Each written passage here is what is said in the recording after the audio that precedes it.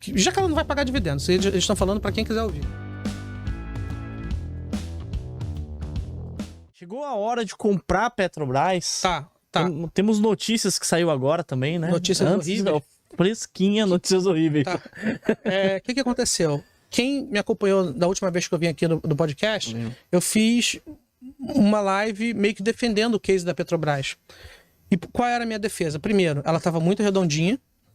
Segundo, os preços do petróleo estavam num nível muito interessante. E terceiro, a lei das estatais e o estatuto estava de pé e eu achava que aquilo ali ia ser linhas de defesa.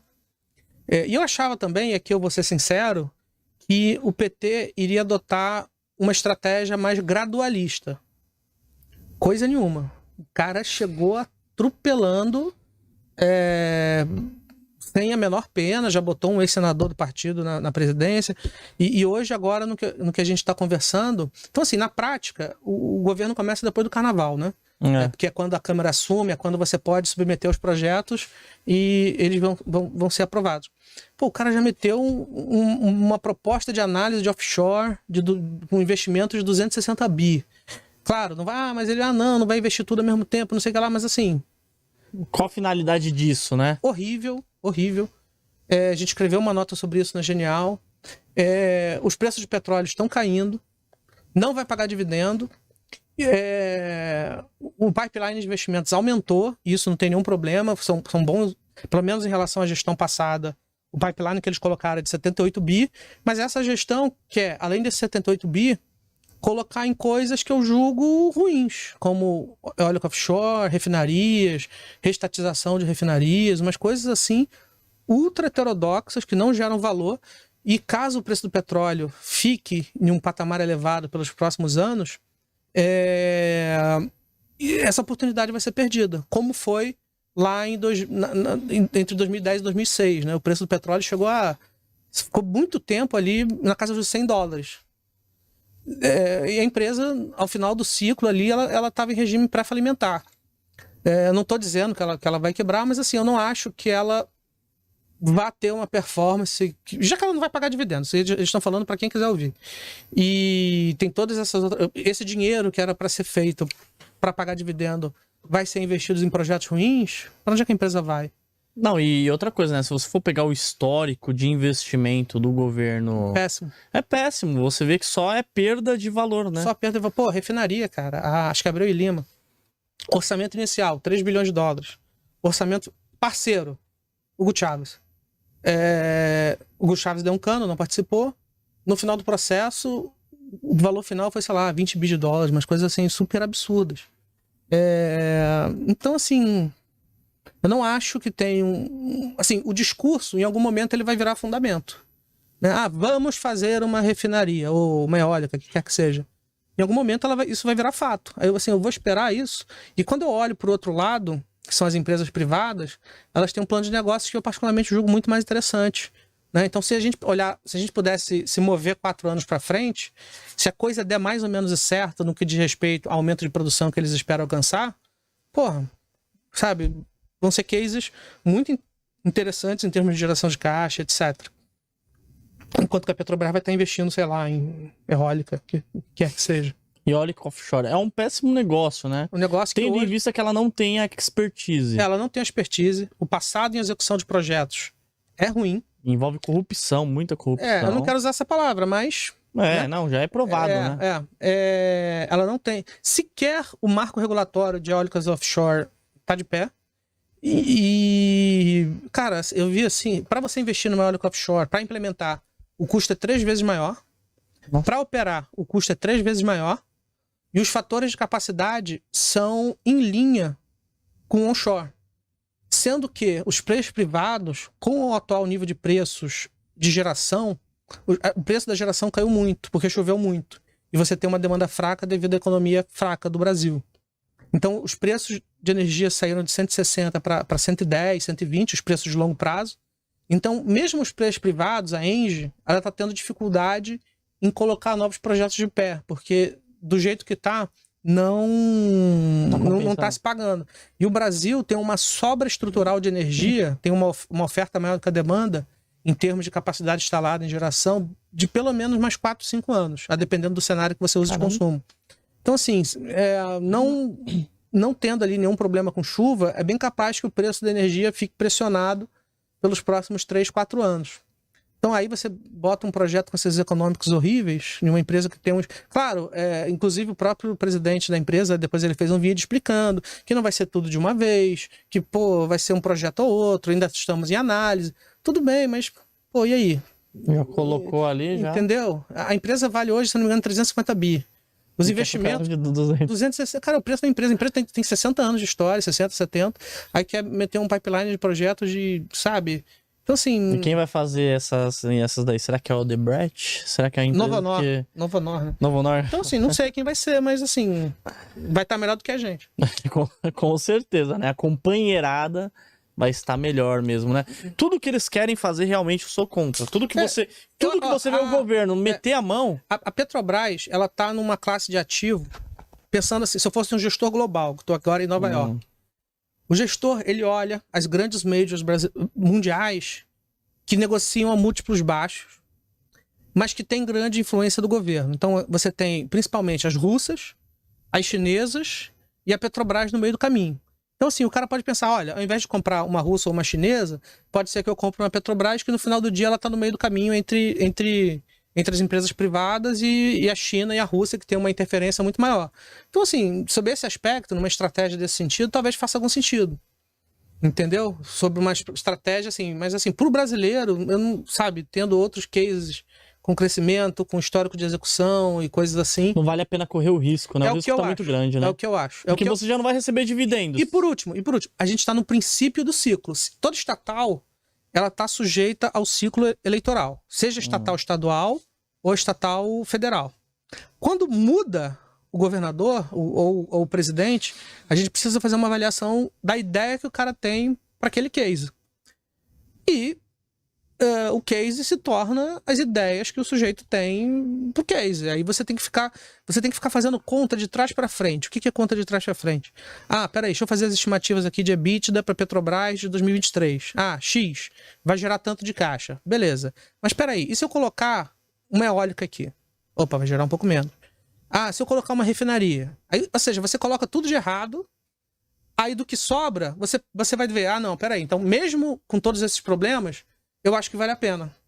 Vai ser assim, é uma conta de trás pra frente, não é uma coisa, sabe, não é uma coisa assim de cima para baixo e você chega à sua conclusão. Não, depois que você termina tudo, você tem que ver o quanto de desaforo aquilo dali aguenta em relação ao que você vê em termos fundamentais.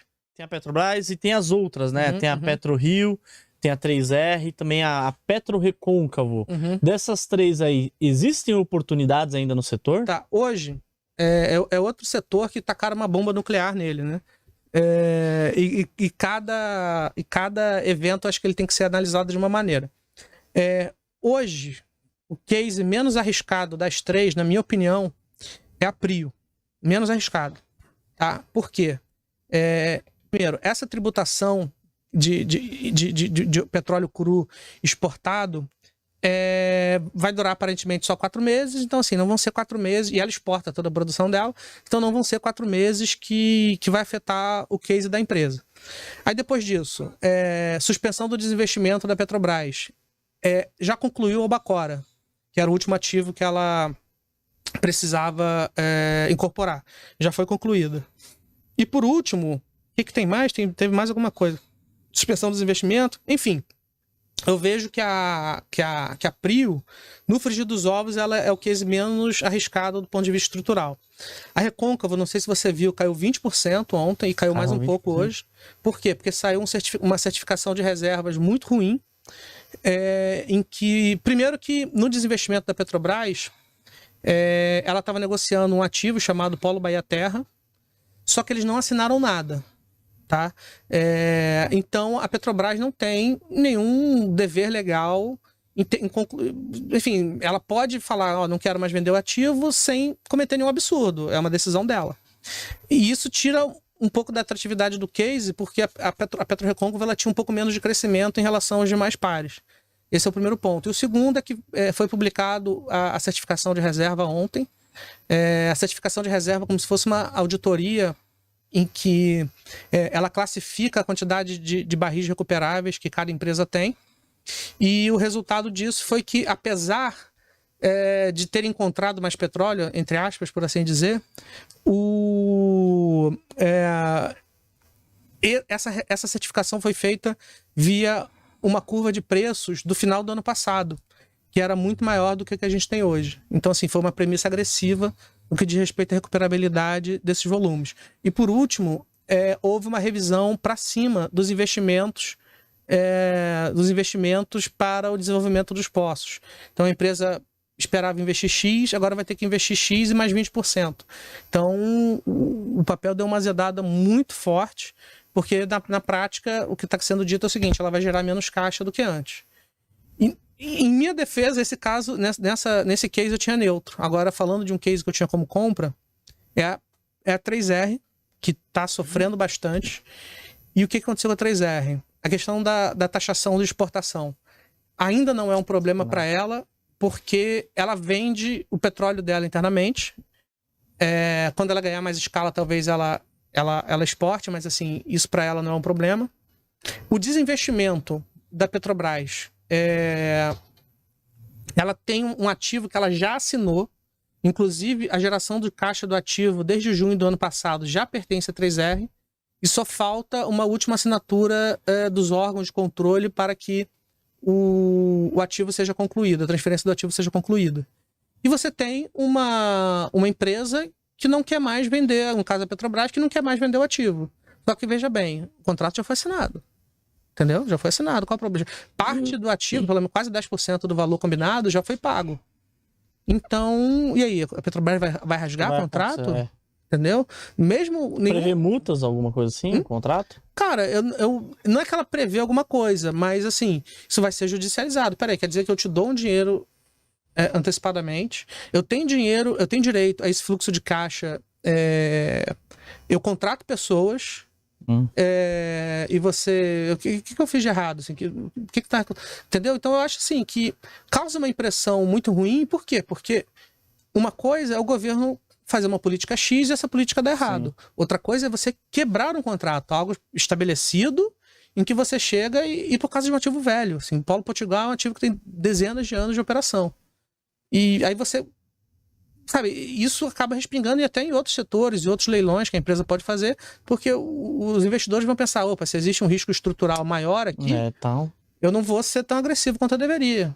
Tá? Então, se as regras mudam, então, peraí, ou eu não participo, ou eu participo em condições piores do que antes. Então, existe essa questão do Polo Potiguar, mas eu acho que vai ser concluída essa aquisição. Eu acho que seria assim, um tiro de bazuca para matar uma formiga, caso a Petrobras... Porque, assim, cara, a reserva desse polo deve ser, sei lá, 0,0... A Petrobras produz mais de 3 milhões de barris por dia, no total. Não é só o percentual equivalente ao stake da empresa. Aí, por causa de um poço velho que produz 18, ela vai fazer um negócio desse, entendeu? Eu acho que não faz tanto sentido. E por último, e essa informação é aquela que eu confesso não ficar perdido, assim, eu digo que é uma informação ruim, mas é algo que é difícil de avaliar, que foi a venda do stake de 1% do principal controlador, que é do Family Office da família Gerdau, que ele vendeu 1%. Então, assim, é um case que passa ali por um problema de confiança, e que o principal acionista vende um pedaço, assim. Então, assim, é difícil avaliar isso, por quê? Porque da mesma maneira que não pode ser nada, tá tudo certo, pode ser alguma coisa que não é público. E aí, como é que você avalia alguma coisa que não é público? Do 3R, essa daí. Da 3R. Da 3R. Então, assim, ao passar, eu acho que esse é o problema das três. Eu acho que, assim, a Prio é que na margem é menos arriscada e é um case bom, já concluiu. Então, assim, o baile vai seguir para ela. Recôncavo, já aconteceu essa notícia, o papel já caiu, já mudou o fundamento. E a 3R a gente ainda tá esperando, assim. A Recôncavo, você acha que ainda compensa ou não? Já tá um case mais... Eu tô refazendo o case, não, eu acho que assim, eu tô refazendo o case, mas eu acho que é um case que eu já não tinha como compra antes, e agora com isso, mesmo depois dessa queda, eu não vejo grande coisa. Porque ela não vai ter o crescimento, e o que ela já tinha vai ficar mais caro. E com uma curva de preço menos interessante, na real. Então, assim, com um volume que sabe-se lá se eles vão conseguir fazer, tendo em vista a economicidade, né? E as premissas utilizadas no ano passado. Então, eu não vejo motivos para mudar a mão na Recôncavo. E na 3R é o seguinte, a gente fez ali umas análises de sensibilidade para entender quanto vale a empresa se sair Potiguar. Se sair Potiguar, ela ainda vale quase R$50, 49, se eu não me engano. Então, assim, é como se o mercado já não... Ela já era um case barato antes do governo tacar uma bomba nuclear nela. Entendi. Então, até porque ela ainda tinha muita coisa para fazer, né? Polo Potiguar, em relação às reservas certificadas dela, representa 42% de tudo que ela tem. Então, assim, de tudo que ela tem hoje, o ativo principal ainda está do lado de fora. Então, às vezes, por isso que o ativo ainda não pegou preço, né? Entendi. Ela também teve ali um problema de produção, ela não está produzindo quanto deveria. O principal ativo em operação hoje, que é Macau, tá com problema ali na bomba e etc. Chegou a arriscar uma recuperação, mas eles dizem que vão concluir essa reforma, não, essa manutenção, agora no primeiro trimestre de 2023. Então, e eles enfatizaram, então assim, Macau, em teoria, já para abril, maio, deve começar a apresentar uma recuperação. Então, assim, vamos ver. Assim, eu acho que a dificuldade que eu tenho é de... como posso falar para você? É de colocar mais coisa ruim dentro do preço que a empresa negocia hoje. Entendi, a ação acaba caindo bastante, né? Então assim, é um case que já era mais arriscado, acho que eu sempre tentei deixar claro isso, mas que hoje está passando por uma crise de confiança. Então eu acho assim, quem tem peito de aço aí, às vezes é um case que ainda vale a pena, né? Assim, entrar agora que o inferno se estabeleceu na empresa. Porque assim, e aí, vai continuar caindo? Sendo que, pô... E aí é aquela coisa, né? Assim, as variáveis que você pode mexer são infinitas. Já não, vamos reduzir o volume, o ativo não consolida, etc. Eu acho que tem muita gordura. Mais ou menos isso que eu acho. Eu acho que a 3R, se eu tenho, eu não venderia. Deixaria ali esperando. Ou então compra mais se você não tem nada e quer correr risco.